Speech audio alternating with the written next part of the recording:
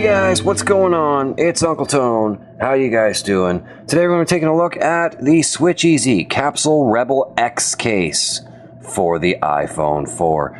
I picked this one up the day it was announced. This is a fairly new case from Switcheasy. Just came out last week, I believe.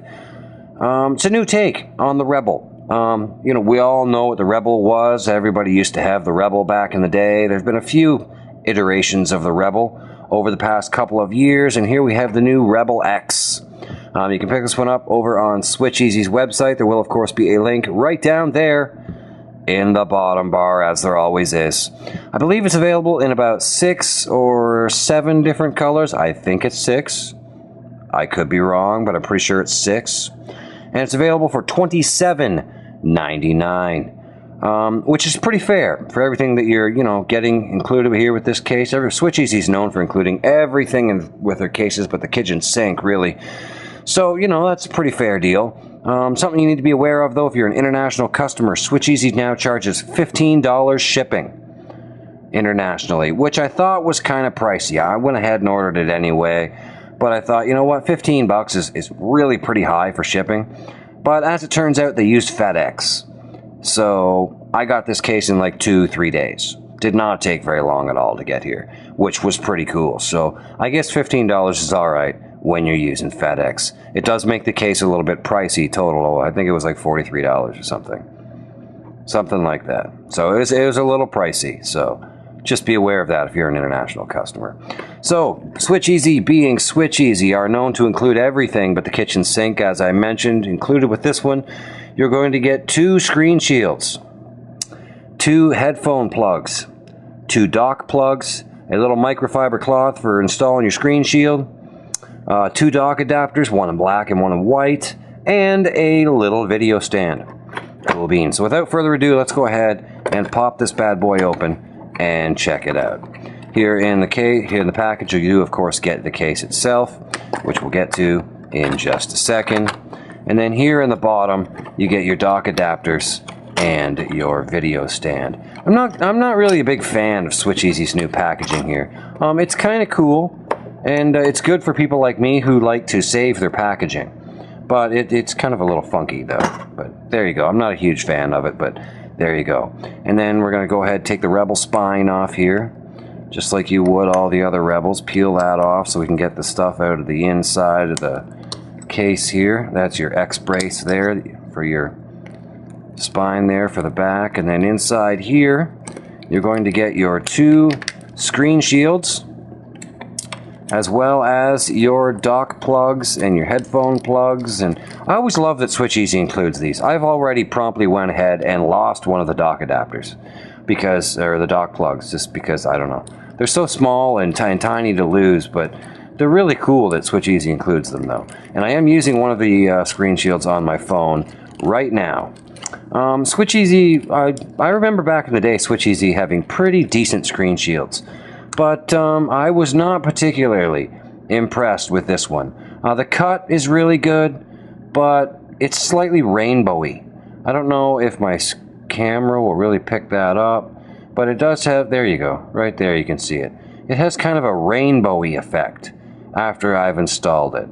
It's virtually unnoticeable once it's installed, but when the light hits it the right way, you get this rainbowy effect on it, which I'm not a huge fan of. I like, crystal clear screen shields to be crystal clear.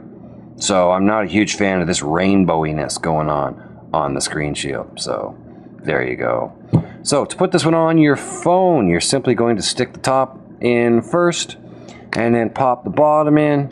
And this material Switcheasy is using now seems to be a little tougher, a little more rigid, a little tougher than the material they used to use for the Rebels. Seems to me anyway. I haven't used a Rebel for a while, but it seems to me like this material is a little thicker, a little harder, more rigid than the other material they used to use before. Requires a little bit of massaging into place just to get everything all lined up here, just like so.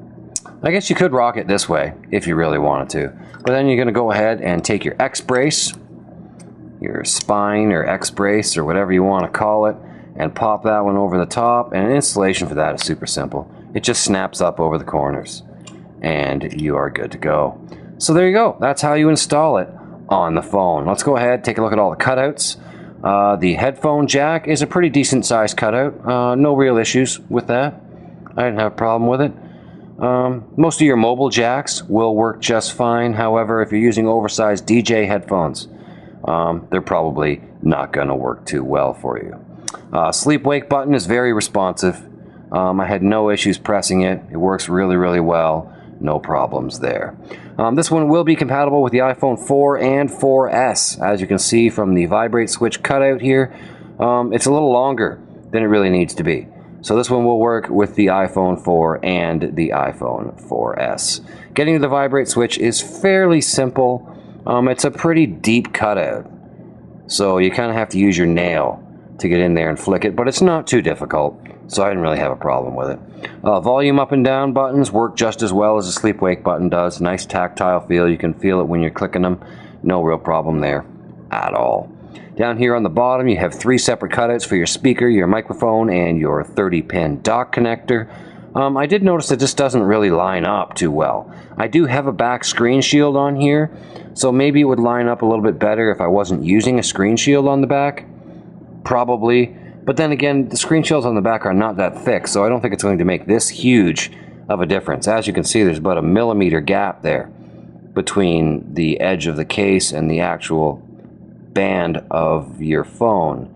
So, you know, it's a fairly significant difference there. So I don't think a screen shield's going to make up for that. However, your speaker and microphone cutouts line up perfectly.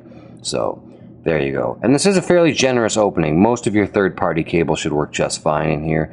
I was actually able to dock this in my dock without using the dock adapters. I'm not a huge fan of dock adapters. I generally just tend to dock my phone in the dock on, you know, beside my bed without a dock adapter in it. That way it doesn't really matter what case I'm using. I can still go ahead and dock it since I switch cases all the time.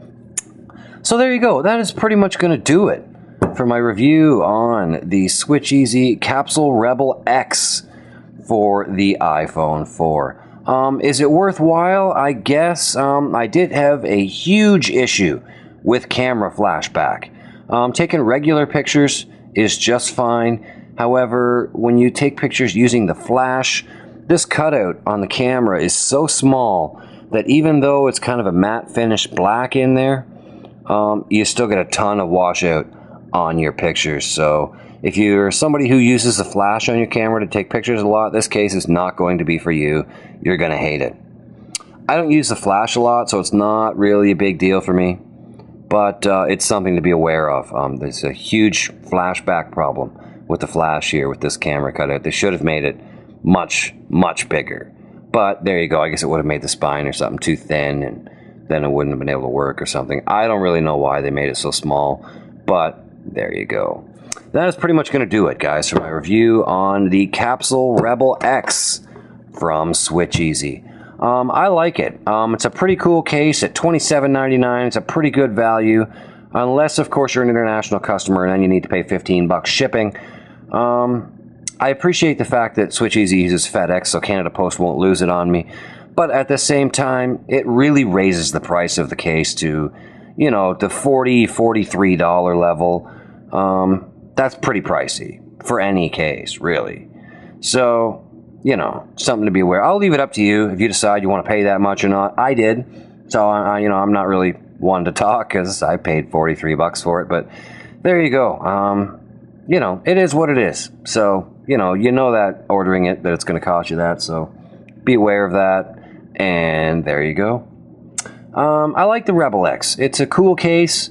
I've been rocking it for a while, and I think it provides some pretty good protection for your phone. And I don't think the bottom is going to get saggy over time with this new material that they've used being more rigid than the other material that they used to use. This is definitely a more rigid, more firm, less stretchy material. So I don't think the saggy bottom issue is going to become a problem like it has in the past. So there you go. Cool beans. That is pretty much going to do it for my review on the Switcheasy Capsule Rebel X for the iPhone 4.